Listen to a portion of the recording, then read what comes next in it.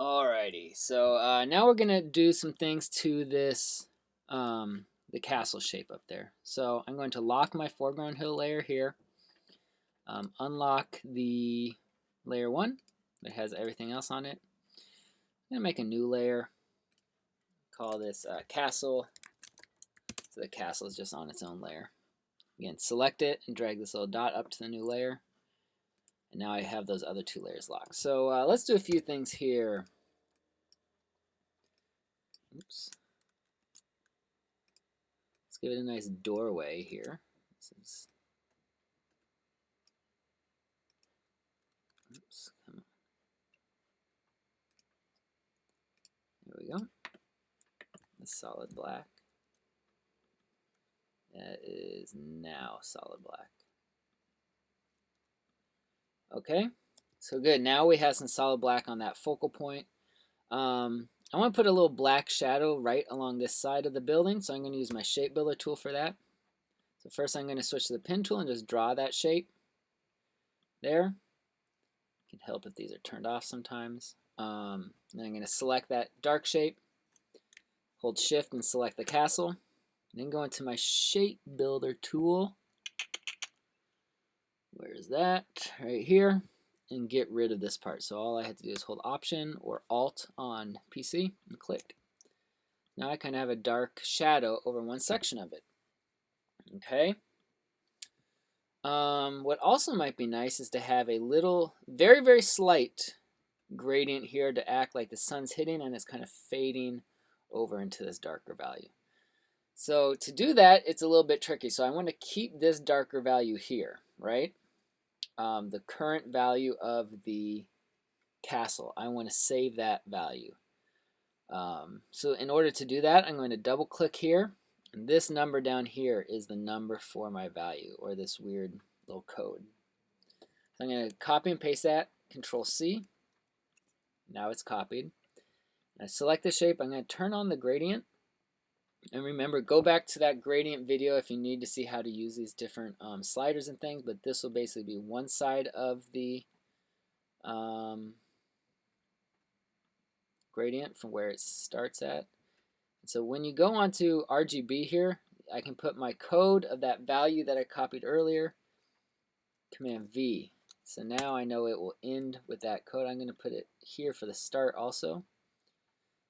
Because remember, when you're using gradients, you want them to be subtle. So now this is now there's no change in that gradient. I want this one to be just slightly lighter. Just slightly. Okay. Just a little something like that gives it a nice little bit of volume, kind of gives it some lighting, a three-dimensional feel. You know what? Even when I see that, it looks a little bit too light.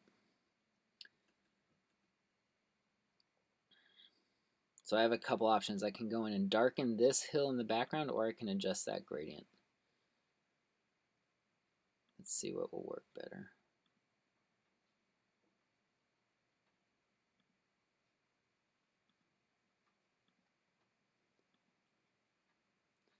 Yeah, I still think we got to adjust these values a little bit. So I'm going to come in here, make this foreground hill just a little bit darker. That works because things closer to us should be dark also.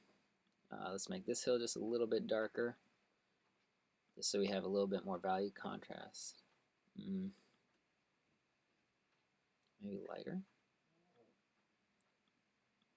There, that works a little bit better. Okay. All right, so we added a slight gradient and that shadow shape on the castle.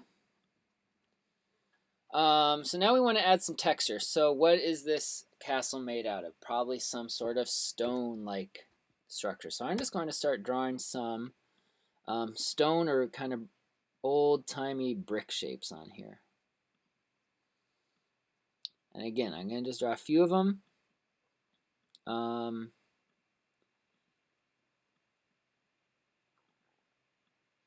And then we can start to copy and paste after a sec.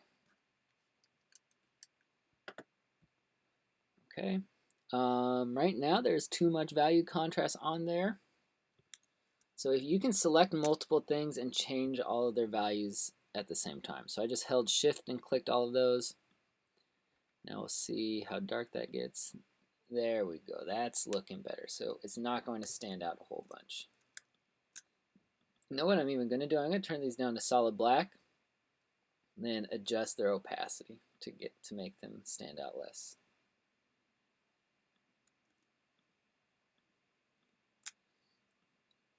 What's nice about doing that opacity is now the slight difference in the gradient will show through. And also if I have them over here, we'll see a difference when it's on the shadow versus on the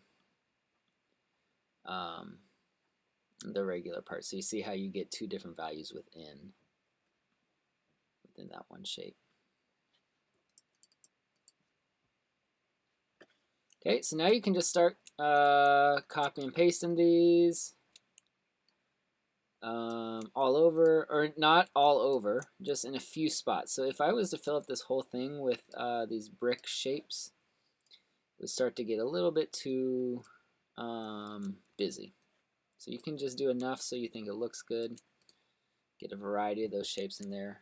Make sure to see what it looks like when you zoom out. Okay, so that's starting to look pretty good. So I feel like this hill needs to be darker here. What do you guys think?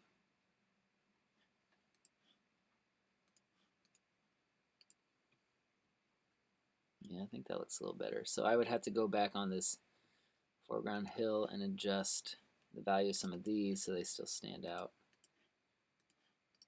Yeah, so these might need to be light on dark instead.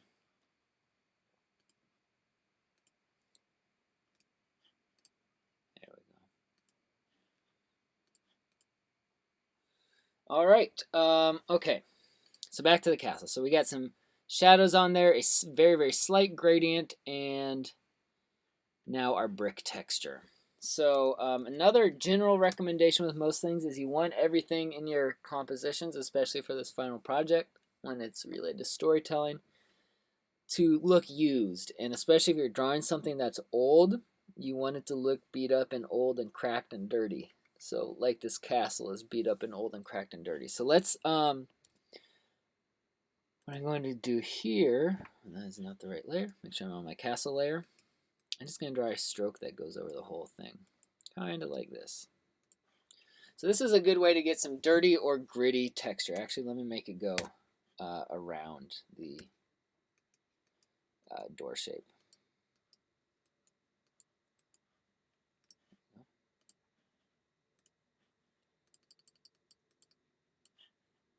Let's make this dark so we can see it.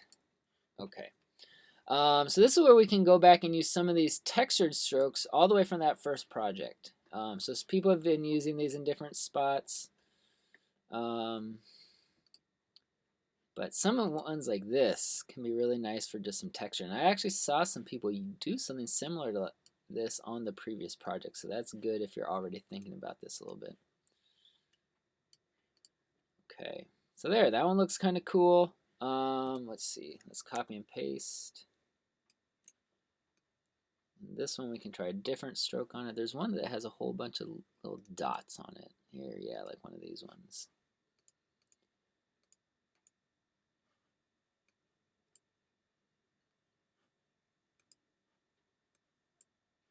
And a lot of these ones you have to make pretty small, so.